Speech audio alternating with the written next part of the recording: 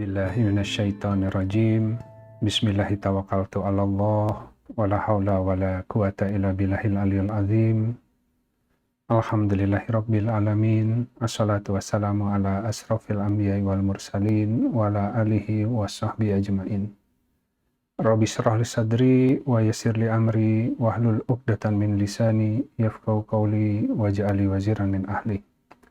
Assalamualaikum warahmatullahi wabarakatuh. Waalaikumsalam. Baik, sahabat sekalian, insya Allah judul kajian yang diangkat pagi ini adalah yang diberi rizki yang baik. Baik, kita masih melanjutkan ya terkait dengan persoalan rizki, karena ini sesuatu yang Allah jamin, tapi banyak yang terperosok begitu ya di persoalan ini gitu. Jadi Allah sudah menciptakan segala sesuatu berpasangan, manusia hadir itu sudah ada pasangan rizki sebenarnya.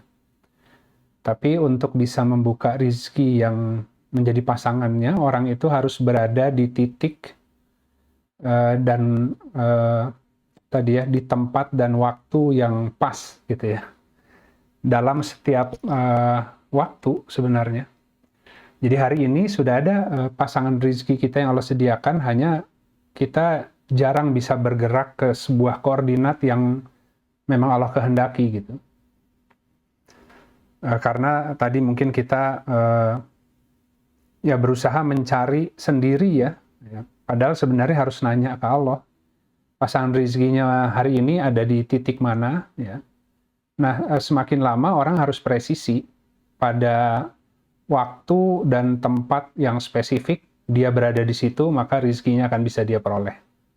Ya dengan kata lain, amal soleh sebenarnya ya. Makanya di Al-Quran, Allah kadang menggunakan perumpamaan atau terminologi yang berbeda-beda, tapi menjelaskan hal yang sama. Kan barang siapa beramal soleh, baik laki-laki ataupun perempuan, sementara ia adalah orang yang beriman, maka kami akan berikan kepadanya hayatan thayyibah gitu. Ya hayatan thayyibah itu kan sebuah penghidupan yang paling hak bagi dia.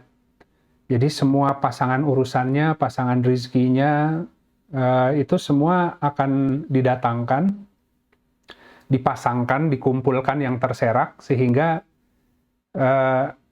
dia akan memperoleh format kehidupan yang terbaik dunia akhirat gitu. Nah, pasti semua yang Allah hadirkan adalah sesuai kapasitas yang sudah Allah atur juga gitu. Jadi semuanya itu ada pasangannya, sahabat-sahabat. Nah, baik kita lihat, kita buka dengan sebuah hadis riwayat Bukhari dan Muslim. Barang siapa yang senang untuk dilapangkan baginya rizkinya, dan ditangguhkan baginya jejak-jejak kebaikannya, atau diperpanjang begitu ya, dipanjangkan umurnya gitu ya, maka hendaklah ia menyambungkan tali kasih sayang atau silaturahim gitu. Nah, jadi kalau dari hadis ini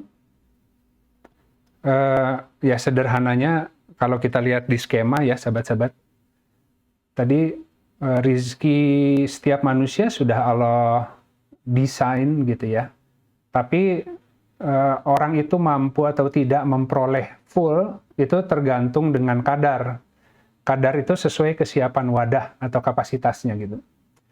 Nah, ketika wadahnya nggak siap, maka rezekinya Allah takar gitu, sehingga bisa jadi ngepas atau bahkan kurang gitu ya.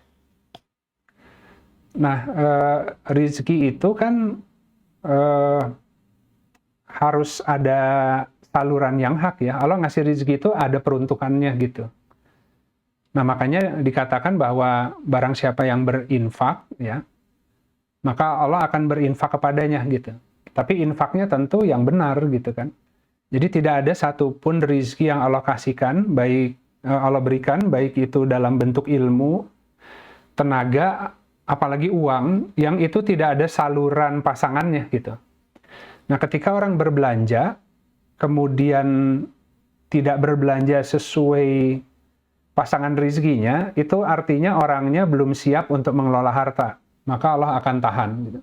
Itu hukum anak yatim seperti itu. Jadi harta yang menjadi pokok kehidupannya itu tidak diberikan gitu, karena akalnya masih lemah. Nah, sehingga hanya diberikan ya standar makan dan pakaian gitu. Tapi itu kebutuhan standar untuk bisa bertahan hidup dan juga bisa menutup aurat gitu. Tapi sebenarnya manusia itu potensinya lapang gitu ya. Allah sudah memberikan rizki yang melimpah gitu. Nah, tentu semua saluran itu harus sedekah sebenarnya ya. Jadi sedekah itu kan sebuah perbuatan atau pembelanjaan yang membenarkan keimanan gitu. Artinya ilmunya harus ilmu yang Allah ajarkan gitu ya. Yang punya rizki, yang punya karunia itu Allah diberikan kepada seorang hamba. Kalau orang itu bisa menyalurkannya dengan tepat, maka Allah tambah rizkinya karena dia akan menjadi bendahara yang amanah gitu ya. Karena kalau tidak, maka orang itu dilapangkan rizkinya sementara wadahnya nggak siap, yang akan celaka orangnya gitu. Dan Allah menahan gitu. Apalagi kalau dia muslim, mukmin ya. Ada orang-orang yang Allah berikan rizkinya digelontorkan dengan deras gitu. Tapi kemudian dibiarkan istidraj ya. Jadi mereka melakukan maksiat dengan semua karunia nikmat yang Allah berikan gitu. Tapi itu pun setelah berkali-kali Allah beri warning, peringatan, dan mereka terus tadi menerabas jalan gitu ya. Biasanya sudah kebal musibah gitu ya. Ya kalau musibah itu peringatan gitu ya. Dan juga pembersihan gitu. Tapi orang yang terus-menerus menerabas dan musibah itu dia anggap kesialan tanpa maksud, ya lama-kelamaan Allah ya sudah dibiarkan gitu. Justru kalau Allah sayang tidak akan dibiarkan seorang hamba gitu. Nah, jadi kalau kita lihat ya sahabat-sahabat, kalau misalkan dalam satu kantong rezeki itu ada takaran ya, sampai memenuhi kadar yang paling sempurna setiap orang, nah maka semakin banyak saluran sedekahnya yang hak, harus semakin penuh isi reservoirnya gitu. Kalau enggak, dia nggak bisa mengalirkan kan. Kalau keluarnya sedikit ya isinya juga nggak perlu penuh ya. Gitu. Ya kurang lebih begitulah skemanya ya. Nah jadi ya kurang lebih begitu ya. Jadi tali silaturahim itu kan ya kita berlaku baik kepada orang lain sebagaimana Allah telah berlaku baik kepada kita. Gitu. Jadi semua nikmat yang telah Allah berikan itu harus disalurkan. Sebagian kita makan, tapi sebagian harus kita sedekahkan. Dan ini akan diuji ya setiap orang ya. Kalau yang diperolehnya itu besar hasilnya dan dia hanya mampu memakan setengahnya, maka setengahnya harus dia salurkan gitu. Nah, tapi kalau seandainya yang dia peroleh itu sedikit gitu ya, dia juga harus menyalurkan gitu untuk mengundang rizki Allah agar dilapangkan yang kurangnya gitu. Jadi dua-duanya makanya dikatakan berinfak dalam keadaan lapang dan sempit. Tapi ada bentuk menyuruh Allah berbeda gitu ya. Sama infak, tapi satu dalam keadaan lapang, satu dalam keadaan sempit. Nah, kalau orang paham ilmu rizki, ilmu nafkah, baru salurannya akan dibuka gitu. Imam Al-Ghazali malah mengatakan ilmu kasab itu satu paket dengan ilmu infak gitu. Jadi kasab yang paling toyib bagi seseorang baru akan Allah buka kalau dia berbelanjanya sudah benar ya, ilmu belanjanya gitu. Karena kalau enggak nanti dikasih nggak ngerti ada hak Allah di sana, harus bayar zakat, kemudian infak itu prioritasnya seperti apa. Nah, khawatir nanti malah boros gitu ya, dan semua rezeki yang Allah kasih dimakan sendiri, padahal ada hak orang lain di dalamnya. Baik, tadi kita lihat hadis seperti itu. Barang siapa yang ingin diluaskan rezekinya dan dipanjangkan umurnya ya, atau jejak kebaikannya, gitu, hendaklah bersilaturahim, gitu. Jadi ya agar punya nilai investasi yang banyak dengan hidup yang singkat itu harus alokasi modalnya kan. Tapi modalnya ditahan karena ilmu belanjanya belum cukup pandai gitu.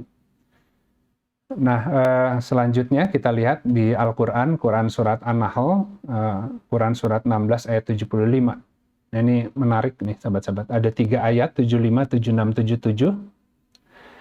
Auzubillahi minasyaitonirrajim. Bismillahirrahmanirrahim.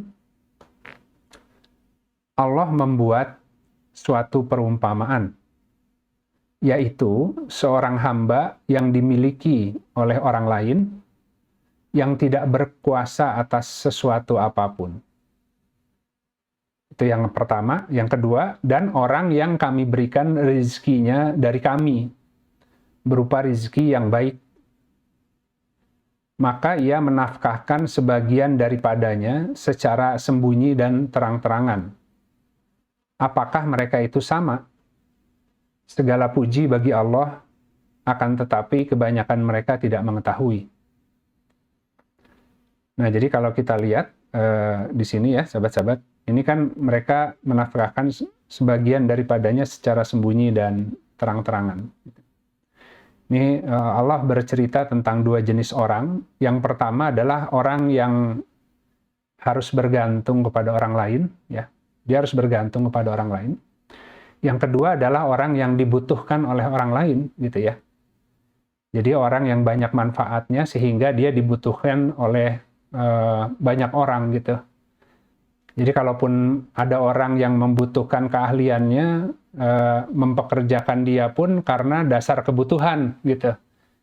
Ya, jadi dia dipinang lah. Atau kalaupun dia melamar ke sebuah pekerjaan, skillnya jelas, sehingga orang itu membeli manfaat dari kemampuan dia gitu. Dan tentu nilai tawarnya menjadi tinggi. Beda dengan orang yang kemudian harus bergantung kepada sebuah pekerjaan, kerja apapun yang penting ya bisa ada penghasilan gitu ya. Nah, sehingga tadi dia tidak punya kuasa apapun selain apa yang tersedia, apa yang kemudian dipersyaratkan oleh orang yang mau mempekerjakannya, misalkan seperti itu. Nah, kemudian kita lanjut lagi ya. 1676. Baik, An-Nahl selanjutnya 76 kita lihat ya. Jadi kalau di Al-Quran itu memang harus menyimak sahabat-sahabat. Karena Allah yang membuat perumpamaan, Allah yang menjelaskan. Dan Allah juga membuat perumpamaan 2 orang laki-laki yang salah satunya bisu. Sehingga tidak berkuasa atas suatu apapun dan menjadi bergantung atas tuannya. Di mana saja ia dihadapkan, tidak dapat mendatangkan kebaikan. Apakah dia sama dengan orang yang menyuruh kepada keadilan dan dia berada di atas jalan yang lurus? Nah, ini kita lihat, ini ada 2 jenis orang juga perumpamaan. Yang pertama tidak punya suara, karena bisu nggak punya suara, ya nggak punya pengetahuan apapun yang layak didengarkan oleh manusia lain, ya tidak punya suara, pokoknya ikut aja apa kata orang, apa kata orang yang mempekerjakannya, gitu kan ya, tidak didengar lah pendapatnya, usulannya, gitu kan. Karena memang mungkin tidak punya kompetensi apapun gitu. Jadi nggak bisa berkata-kata. Karena sultan itu, kekuatan dari sisi Allah itu terkait juga dengan kefasihan berbicara pada bidangnya. Jadi kalau seseorang itu mengerjakan satu bidang yang memang Allah mudahkan, dia akan dibuat fasih berbicara di bidang itu. Sehingga manusia lain membutuhkan penguasaannya gitu ya. Nah, yang kedua adalah yang didengarkan suaranya gitu. Ya, dia bisa menyuruh keadilan gitu ya. dalam apapun solusi dia bisa mencari sebuah solusi terbaik ya. Dan tentu di atas Shiratal Mustaqim ya. Nah, itu ayat yang kedua. Yang ketiga, kita lihat di Quran surat An-Nahl juga, sambungannya, yang 77. Dan milik Allah lah segala yang tersembunyi, yang gaib di langit dan di bumi. Dan tidaklah sebuah urusan pada tiap-tiap saat, melainkan seperti sekejap penglihatan mata, atau lebih dekat daripada itu. Sesungguhnya Allah atas segala sesuatu maha berkuasa. Jadi kalau sahabat-sahabat lihat di terjemahan Al-Quran, as-saat itu diterjemahkan kiamat gitu ya. Padahal kiamat, Allah menggunakan kiamat ya. As-saat itu bisa diperuntukkan untuk saat-saat menjelang kiamat ya, awal kiamat, atau saat tertentu gitu ya. Nah, jadi Allah menggunakan as-saat ya. Amru saati ya. Nah, jadi tidaklah satu urusan pada tiap saat. Setiap saat itu kan kita punya urusan ya. Punya problem, punya masalah, punya penyikapan. Setiap saat kita didatangkan urusan yang berbeda-beda. Urusan anak, rumah tangga, ekonomi, pekerjaan, dan lain sebagainya gitu ya. Nah, kita itu seringkali terjebak oleh keadaan gitu. Jadi orang yang tawakal kepada Allah dengan orang yang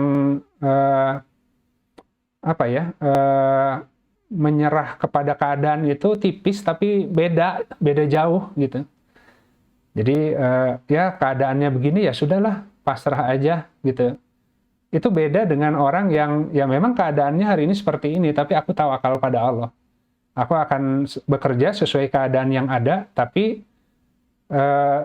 bertawakal kepada Allah, gitu ya. Bekerja saja sesuai yang mampu, tapi hasilnya bagaimana Allah merubahnya, kehidupan kita dirubah, itu serahkan ke Allah, gitu.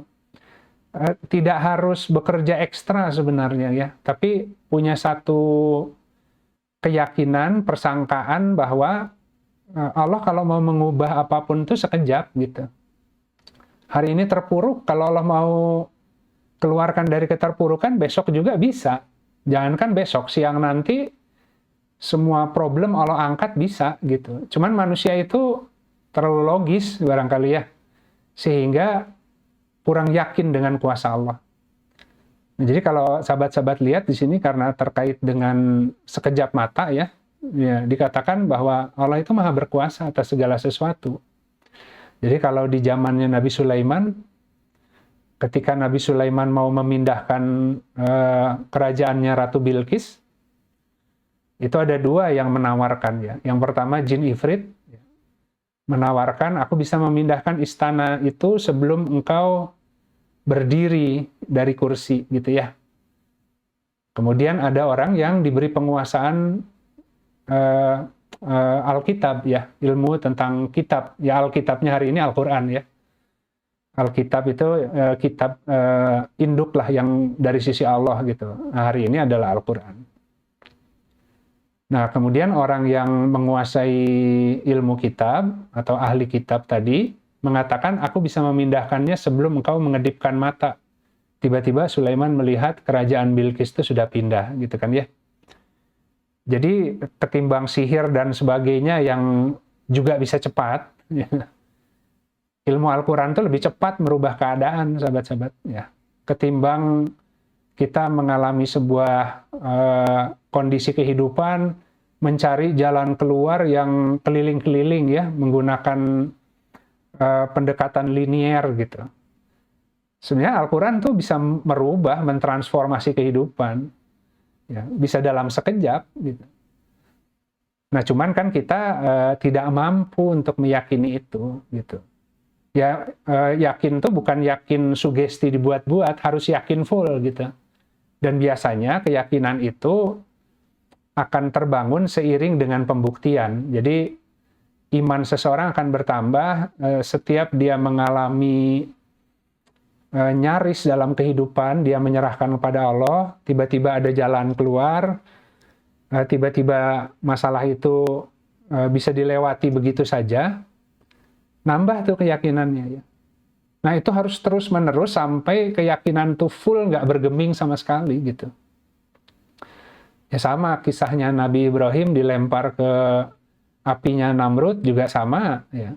Karena keyakinan kepada Allah, Allah lebih tahu keadaannya sehingga tidak meminta kalau Nabi Ibrahim. Bukan mengajarkan tidak meminta, tapi Nabi Ibrahim itu bapaknya tauhid.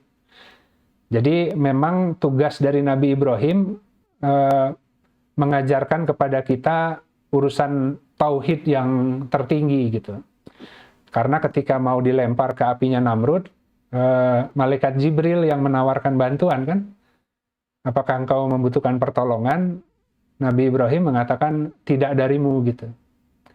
Tapi kemudian malaikat Jibril mengatakan kalau gitu minta deh ke Allah gitu ya. Dan Nabi Ibrahim mengatakan aku juga tidak akan minta ke Allah karena aku tahu aku yakin Allah lebih mengetahui keadaanku gitu. Maka kemudian ketika dilemparkan, apinya Allah buat dingin gitu ya. Jadi langsung zat apinya yang dibuat dingin sehingga tidak apa-apa di dalam api itu. Nah cuman kan ya kisah para nabi itu kan kisah manusia ya. Yang memang kedudukannya nabi, pewarta gitu. Nah itu bisa terjadi dalam kehidupan kita seiring dengan tingkat keyakinan kita. Kan ilmal yakin ya. Ilmal yakin, ainul yakin, hingga hakul yakin gitu. Tapi keyakinan itu kan butuh keberanian ya, karena biasa berpegangan kepada yang fisik, yang materi ya. Tenang kalau ada apa-apa ada tabungan, tenang kalau ada apa-apa masih ada barang yang bisa dijual, masih ada saudara yang bisa dimintai bantuan. Makanya dikatakan beriman kepada yang gaib susah gitu. Padahal Allah yang menguasai segala yang gaib di langit dan bumi kan. Dan manusia biasanya hanya mengetahui yang lahiriah. Tapi yang tersembunyi itu rahasia Allah gitu. Jadi kalau lahiriah ya wajar. Logika manusia mengatakan ya mustahil ya. Kalau seandainya bisa sekejap berubah itu jadi mukjizat atau miracle gitu kan ya. Karena secara logis semuanya itu ada tahapan yang harus ditempuh. Gitu. Enggak selalu harus begitu. Ya kalau pakai ilmu Al-Quran. Tapi juga bisa Allah ngaturnya begitu. Tergantung kedaruratannya. Gitu ya. Kalau darurat kemudian kita harus menempuh jalur logika tahap demi tahap. Padahal Allah tahu, yang lebih tahu kedaruratan kondisi kita. Enggak mungkin Allah kasih lewat jalan keluar yang tidak matching gitu dengan problemnya gitu. Nah, jadi kalau kita lihat di ayat ini ya Allah kuasa merubah suatu keadaan dalam sekejap, yaitu tadi. Tapi ya ilmunya ilmu Al-Qur'an, sahabat-sahabat. Jadi kalau Al-Qur'annya hanya bacaan tapi kemudian tidak diikuti bacaannya ya akhirnya ya tidak akan nambah keyakinan gitu. Dan ilmu Al-Qur'an itu akan mengkalibrasi semua ilmu ya. Ilmu keuangan, ilmu bisnis, ya, ilmu human resource atau sumber daya manusia, ya, apapun ilmu modern, psikologi, kedokteran, Al-Quran itu akan mengkalibrasi, ya, akan kalibrasi. Baik, kita lanjut. Ini yang terakhir ya, supaya ada waktu diskusi. Jadi At-Tolak Quran surat 65 ayat 2 sampai 3 ya, saya ambil bagian yang ayat 2-nya saya ambil bagian akhirnya. Ini ayat 1000 dinar katanya yang kita sering baca tapi keyakinannya kurang gitu. Dan barang siapa yang bertakwa kepada Allah, dia jadikan baginya jalan keluar dan memberinya rizki dari arah yang tak disangka. Dan barang siapa yang bertawakal atas Allah, dia akan mencukupinya. Sesungguhnya Allah akan menyempurnakan urusannya. Sesungguhnya Allah telah menjadikan bagi tiap-tiap sesuatu ukuran atau ketentuan. Ya semua urusan yang menimpa kita itu dari Allah, sahabat-sahabat. Kalau mau menyempurnakan urusan itu, mau itu bentuknya ujian, musibah, ya harus takwa, ya, harus takwa gitu. Karena Allah akan menyempurnakan urusan. Ya, begitu orangnya takwa, Allah ajari, Allah beri jalan keluar, dia angkat persoalannya, diganti urusan baru gitu. Ya, sampai mati urusan akan terus Allah hadirkan karena itu menjadi sarana untuk memperkenalkan dirinya Allah kepada hamba gitu. Kan agar ma'rifat sang hamba itu ya. Ya karena kalau di dunia bisa pakai logika, sains, kalau sudah meninggal masuk ke alam barzah, udah nggak kepake ilmu sainsnya, ilmu logikanya. Yang dipakai cahaya imannya gitu. Jadi kalau cahaya imannya nggak ada ketika di dunia, ya di sana mau pakai apa jalannya gitu.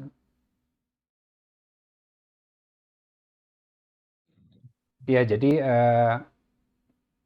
setiap keahlian itu ada unsur fardu kifayahnya, sahabat-sahabat. Ya, jadi fardu kifayah itu jadi dalam semua profesi kita harus menemukan fardu kifayah. Fardu kifayah itu kan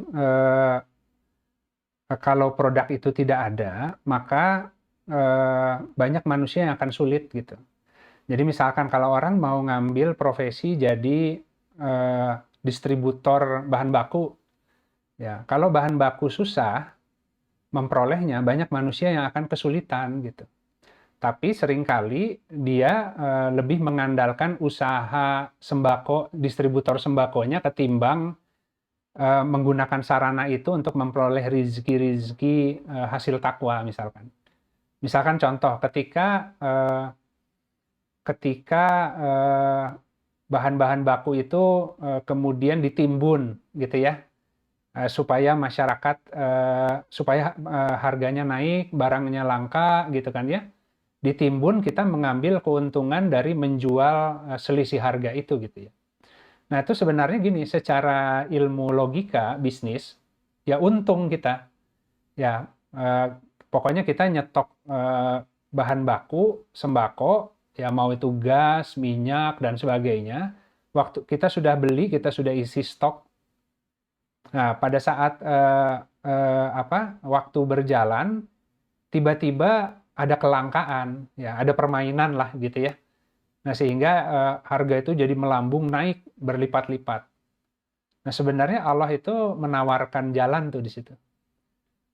Kalau dia jual dengan harga yang sekarang, ya orang terpaksa beli juga karena kan semuanya lagi naik. Tapi kalau misalkan dia balik, dulu saya belinya modalnya cuma segini.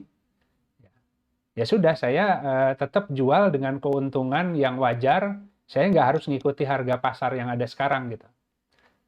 Tapi kan yakin nggak gitu. Misalkan gini, nanti kalau misalkan saya jual dengan harga yang normal, meskipun saya udah punya keuntungan, untuk beli stoknya lagi saya nggak ada uang, gitu kan ya.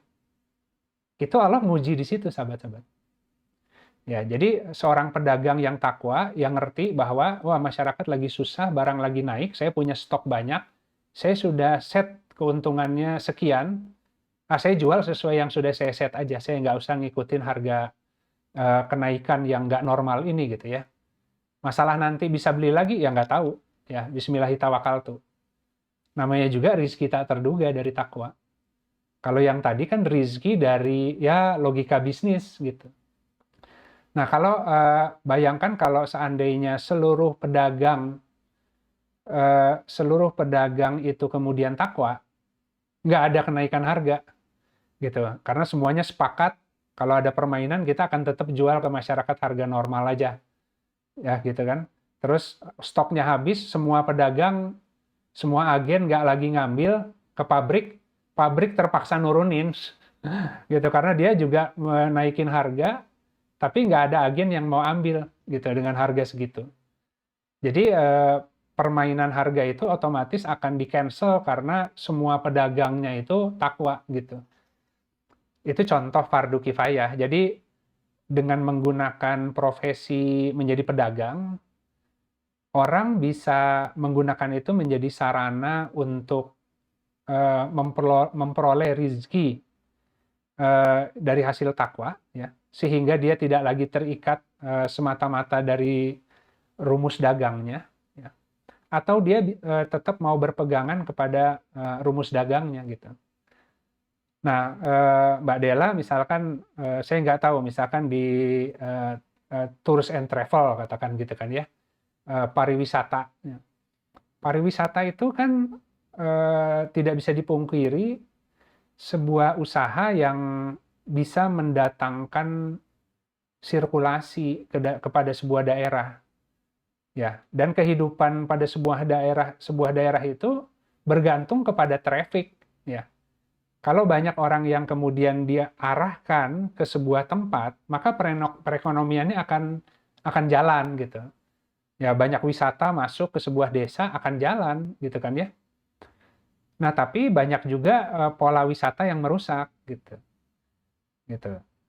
Nah, harus mencari kalibrasi dengan Al-Quran itu gini, kita nggak mau hidupnya, rizkinya, nafkahnya tergantung hanya kepada model kasab atau usaha kita yang bergerak di tours and travel gitu. Tapi hari ini karena kita dikasih bidang itu dan punya keahlian, kita mencari cara di situ untuk tadi ya, justru meminang Allah ya, membuat Allah ridho gitu. Jadi dengan instrumen itu digunakan untuk mengundang rizki yang tak terduganya gitu. Jadi kalau seandainya lagi krisis ekonomi, bisnis tours and travelnya lagi sepi, ya karena kemarin kita juga itu mah hanya sarana, ada penghidupan lah dari sana, tapi kita banyak melakukan hal-hal yang baik menggunakan model itu ya, ketakwaan. Ketika lagi krisis, orang lain yang bergerak di travel itu susah, kita alokasi sumber yang lain gitu. Ya mungkin sementara itu Mbak Della. Jadi mencari fardu kifayah di dalam setiap profesi yang sahabat-sahabat pegang agar tidak mengandalkan hidup kepada model bisnisnya atau model nyangkulnya gitu. Harus seperti itu sebenarnya kalau ilmu Al-Quran gitu ya. Jadi ada orang yang misalkan jualan gorengan barangkali atau cireng, tapi laku, bisa naik haji, bisa punya rumah. Ternyata ada niat di balik itu ingin membantu keluarganya yang banyak misalnya ya. Memberikan, Allah tuh bisa ngasih sumber rizki melimpah melalui sarana yang tak terduga. Ada orang yang tiap hari pergi naik mobil ke kantor mewah tapi serba kekurangan. Ada orang yang jualan bubur tapi melimpah hasilnya gitu. Jadi Allah nggak bisa dibatasi kalau mau ngasih ke seseorang kelapangan rizki, nggak harus dirubah si saluran masuknya. Dia jadi tukang bubur yang baik, yang takwa, tiba-tiba melimpah, rizkinya banyak, penjualan bubur standar, tapi kehidupannya anak-anaknya semua dapat beasiswa, tiba-tiba ada sumber yang lain gitu ya, bisa tak terduga. Jadi kita terlalu terkunci kepada satu model penghasilan gitu. Akhirnya kita kalau kurang bikin bisnis apa lagi ya, gitu ya. Padahal cukup dengan yang model bisnis yang pertama, tapi mencari bentuk-bentuk sedekah yang bisa dilakukan dalam mengelola bisnis itu nanti kalaupun akan berkembang dalam peluang yang lain, Allah yang datangkan dengan mudah, nggak harus kita yang cari-cari peluangnya. Gitu. Itu ilmu Al-Quran seperti itu. Gitu. Ya jadi manusia itu problemnya banyak gitu. Ya, jadi semua produk dan jasa yang ada hari ini, ya mau pertanian, mau perdagangan, mau jasa, pada prinsipnya itu kan menjawab kebutuhan manusia. Ya, mau tadi misalkan wisata itu kan juga orang perlu wisata ya, untuk menyegarkan jiwanya, untuk tadabur alam, untuk melihat keindahan. Nah, alam yang Allah ciptakan ini gitu kan ya. Nah, jadi semua produk dan jasa itu hadir, eh, itu pasti ada kebutuhan manusia lain gitu. Termasuk produk yang kurang baik gitu. Jadi banyak juga produk yang menjual ketakutan manusia kan. Berbagai instrumentasi yang kemudian seakan-akan itu investasi, pengamanan, jaminan. Tapi kalau dia tabrakan dengan ilmu Al-Quran, jadi kita juga bisa melihat mana produk yang baik, mana produk yang Allah sebenarnya kurang sukai karena secara akidah tuh akan mencederai gitu.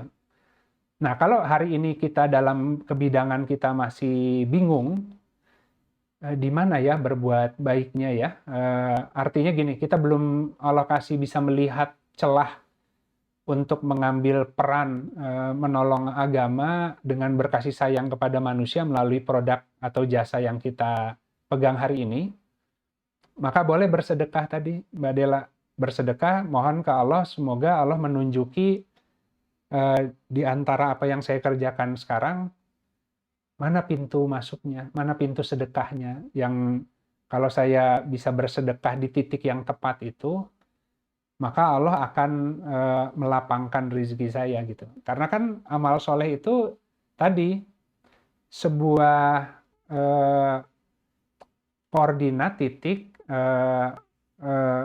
pada waktu yang tepat ya. Jadi kalau hari ini di antara sekian peluang amal yang bisa saya kerjakan, mana ya yang jadi amal soleh saya yang sebenarnya Allah kehendaki gitu. Nah, kita bersedekah yang banyak agar Allah kasih tunjuk itu bisa gitu. Takwa itu konkret sebenarnya ya. Kalau secara prinsip tadi mengerjakan yang Allah perintahkan ya. Jadi takwa itu seperti apa? Ya kalau sekarang lagi susah, apa sikap yang paling Allah sukai? Ya, yang pertama nggak boleh ngeluh, harus bersabar. Kalau dia bersabar itu takwa namanya. Maka kalau bertakwa, Allah berikan jalan keluar dari kesulitannya dan rizki dari arah yang tak diduga. Tapi karena nggak tahan dengan keadaan, kemudian nggak sabar gitu kan ya, maka jadi nggak takwa gitu. Jadi takwa itu konkret, apa yang Allah kehendaki kita lakukan dalam keadaan kita hari ini. Kalau kita dikasih lapang, apa yang Allah kehendaki dengan harta, kelapangan harta, ilmu, tenaga yang saya miliki hari ini, gitu. Apa ya tadi, misalkan, jadi kalau orang mau takwa itu memang harus makin peka membaca signal, gitu. Makanya orang bertakwa ya akan Allah ajari saluran amal solehnya. Kalau mampu untuk mendaratkan amalannya, pembelanjaannya ke titik amal soleh yang Allah ajari, dibuka rizkinya gitu. Nah jadi kalau misalkan kita punya harta hari ini, berapa yang boleh ditabung, sisanya harus seperti apa ngelolanya, harus mohon ke Allah, nanti tiba-tiba datang urusan-urusannya gitu. Nah bertakwa adalah mendaratkan si karunia itu sesuai dengan urusan yang Allah hadirkan gitu.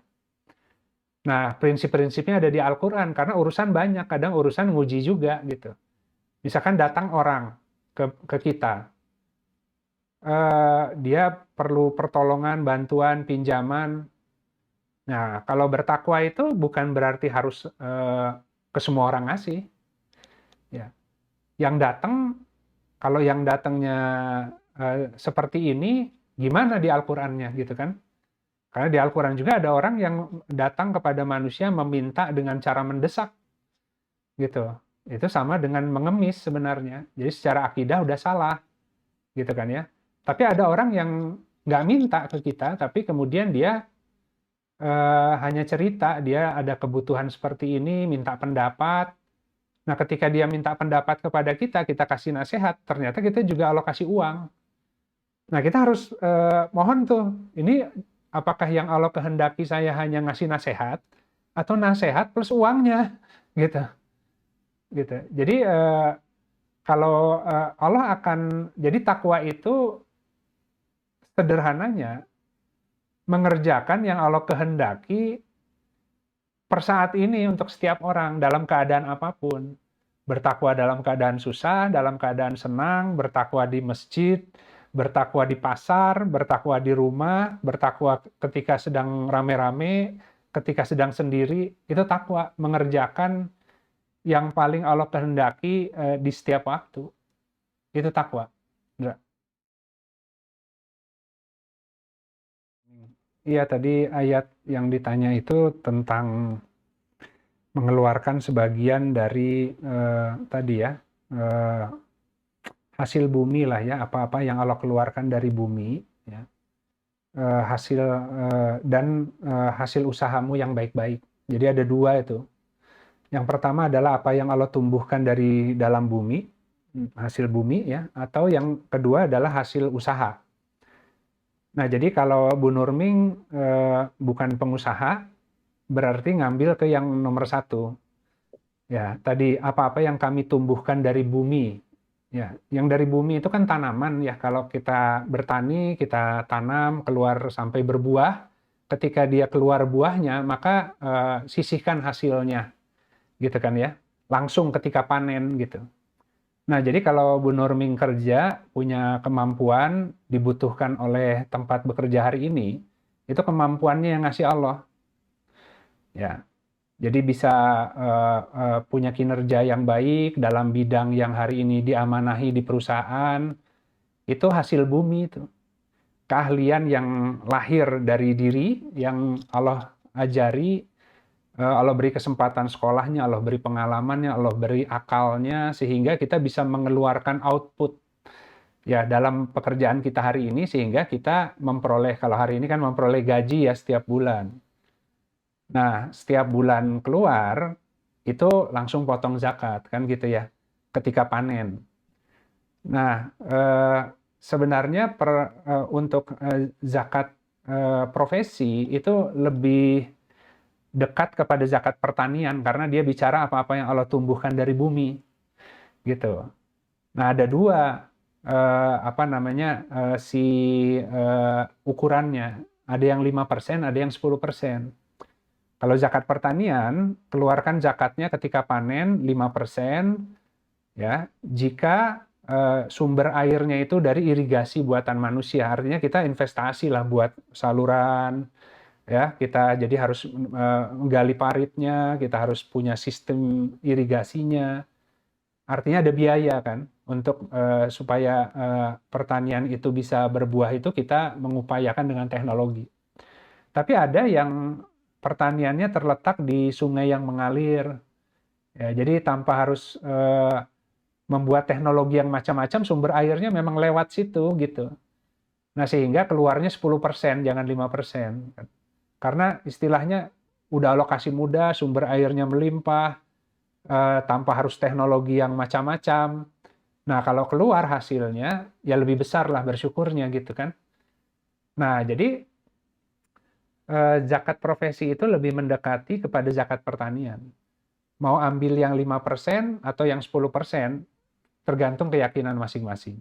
Jadi kalau Bu Nurming merasa hari ini semua kemampuan yang ada sehingga tetap dipercaya di instansi tempat kita bekerja, terus diberikan apa namanya posisi yang baik, ya, dan rasanya, wah ini kalau bukan Allah yang kasih, nggak akan mungkin ya menghadapi berbagai urusan di tempat kerja dan bisa mengatasi dengan baik. Wah ini mas semua sumber pengalirannya dari Allah, maka saya potong 10%. Itu kalau orang yakin, nggak khawatir, terus ditambah tuh aliran airnya. Gitu. Nah itu yang bagian satu.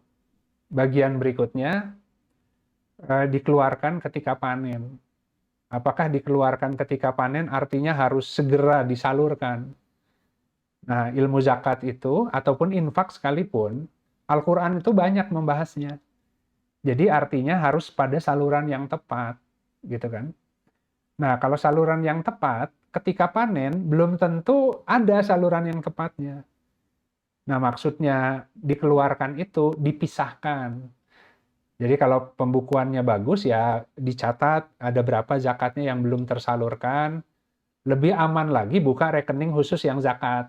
Ya buka aja 2 rekening kan mudah ya di bank ya. Jadi nggak harus cepat-cepat disalurkan karena kita takut, wah ini udah dapat rezekinya zakat belum keluar. Kalau keluar asal-asalan juga kan Allah juga buat apa Allah ngasih ilmu saluran yang hak. Ya, jadi artinya pindahkan rekening aja gitu. Ya mau sebulan ngumpul di situ, 2 bulan. Biasanya kalau kita mohon ke Allah ya agar tepat, nanti datang sendiri asnafnya. Ya, tiba-tiba ada yang datang cerita, wah ini jangan-jangan ini punya dia nih gitu. Jadi sebenarnya kalau orang ingin takwa, Allah yang datangkan salurannya gitu. Kita nggak harus mikir ke siapa ya, ke siapa ya. Nggak rumit, ilmu agama itu nggak kemudian kita harus evaluasi satu persatu siapa yang cocok terima, nggak gitu. Ya, yang penting kita sudah pisahkan, kita tunggu. Ya Allah berikan hamba saluran yang hak gitu ya, agar engkau ridho. Nah tiba-tiba nanti mungkin saudara sendiri, tetangga sendiri yang ngacung gitu. Nah kira-kira itu Bu Nurming. Jadi menjawab tadi tidak harus segera dihabiskan tapi dipisahkan karena khawatir tercampur dan merusak harta yang bersih. Baik, alhamdulillah sahabat sekalian. Ya urusan rezeki ini urusan yang besar ya karena akidah itu sangat mudah lah tercederai karena persoalan itu kan, dan syaiton pun masuknya lewat situ sahabat-sahabat. Makanya kan sesungguhnya syaiton menjanjikan atau mempertakutimu dengan kefakiran agar engkau berbuat fahsya dan mungkar gitu. Bahkan di ayat yang lain Allah mengatakan silakan berserikat dengan mereka, kepada syaiton ya, silakan berserikat kepada manusia melalui harta dan anak-anak.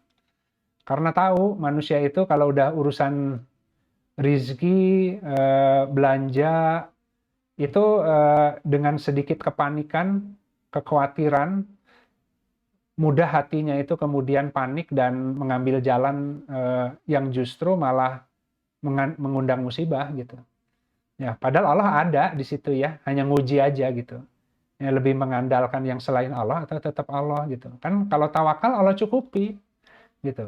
Tapi terus kita pegang ayat itu terus kita mikir dicukupinya dari mana ya kira-kira ya Allah tuh ya. Ya jangan dipikir-pikir. Ya namanya juga takwa dari rizki tak terduga. Nah ini kita yang ngatur, ya Allah kasih rizkinya, saya udah sedekah banyak, kasih rizkinya, tapi terus kita yang menduga-duga dari saluran yang jelas ya belum tentu. Nah itu kan bicara keyakinan. Dan Allah tuh nggak usah diingetin. Ya kalau orang sedekah benar, tawakal, pas ada kebutuhan, pas ada hartanya, pas ada solusinya gitu. Cuman siapa yang mampu hidup seperti itu terus-menerus? Hanya orang-orang yang diberi rahmat. Ya, karena seakan-akan goyang terus karena nggak ada backup. Kalau nggak ada tabungan tuh kan nggak ada backup. Ya sama dengan pedagang produk kering dan basah beda tawakalnya. Kalau dia dagangnya produk basah kan sehari nggak laku nanti basi gitu kan ya. Kalau yang produk kering ya hari ini nggak laku kan bisa besok dijual lagi kan.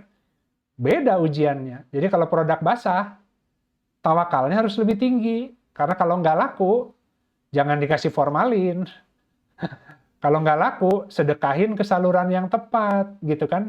Jadi jangan berlindung kepada produknya, tapi produk itu harus dipakai untuk sarana untuk mengundang rizki yang dari sisi Allah. Itu sahabat-sahabat. Kalau enggak, mukmin itu jadi diikat oleh hukum dagang seperti orang yang nggak beriman. Dan nggak mungkin Allah ngaturnya begitu. Ya baik, alhamdulillah. Mudah-mudahan minggu depan kita lanjut ya. Masih seputaran hal-hal yang khususnya menyangkut akidah lah gitu ya, yang jadi jurang agama. Baik sahabat-sahabat yang hak dari Allah, yang batil dari saya pribadi. Ya, jika ada hal yang kurang pas atau tepat, semoga Allah menggantikan dengan ilmu yang lebih hak. Semoga ilmu yang kita peroleh dari pengajaran Al-Quran, Allah mampukan kita untuk mengimplementasikannya dalam kehidupan sehari-hari. agar ada hujah atau bukti dari sisi Allah. Karena kalau ilmu nggak berani dipakai, jadi nggak ada bukti gitu. Tambah lagi kalau menerapkannya setengah-setengah antara ragu dan enggak gitu. Tapi kalau yakin, Allah pasti akan kasih bukti. Dan bukti itu penting karena kalau tanpa bukti gimana orang yakin gitu. Demikian.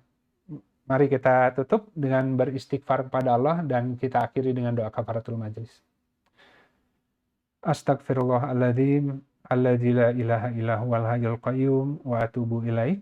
Subhanakallahumma rabbana wa bihamdika asyhadu alla ilaha illa anta astaghfiruka wa atubu ilaih.